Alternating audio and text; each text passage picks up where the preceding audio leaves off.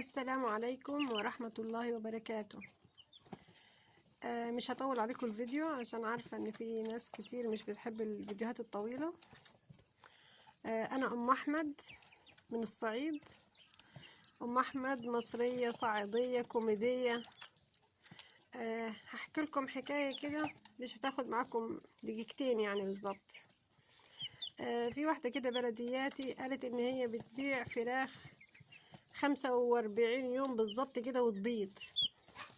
فانا رحت كلمت جوزي قلت له انا عايزه فراخ بتبيض علشان البيض دلوقتي سعره غالي وكده، والطبق ب165 جنيه.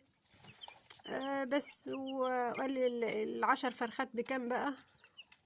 قلت له ال10 فرخات يا سيدي ب1600 جنيه.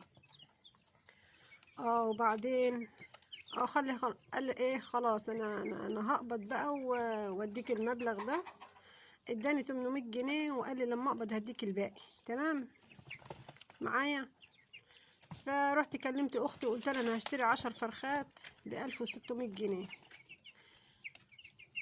بعدين لقيت ان انا ست خايبه بصراحه كده، ست خايبه. وهي اللي ربت الفراخ دي احسن مني في ايه؟ ما انا عندي الاكل الحمد لله والميه وكل حاجه موجوده الحمد لله، وعندي عشه كمان اهي.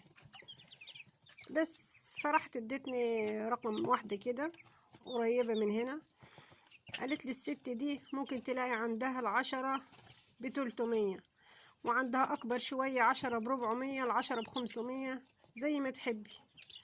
وانا كنت هجيب ال10 ب1600 جنيه. ده ايه العواله والخيابه اللي انا فيها دي؟ فرحت اتصلت بيها قلت لها يا اختي والله انا عايزه 10 فرخات من الفراخ اللي ب300 350 يعني السعر ده.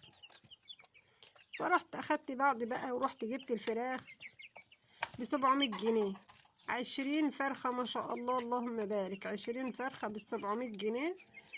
بقى معايا 100 جنيه، جبت منهم ايه 50 جنيه علف و50 جنيه ايه الذرة المدشوش. ايه رأيكم بقى في الفكرة دي؟ اكتبوا لي في التعليقات بقى بتشوفوني بقى من اي بلد بقى، وقولوا لي ايه رأيكم في الفكرة بتاعتي. انا بقى بقيت شطورة ولا حاجة كده؟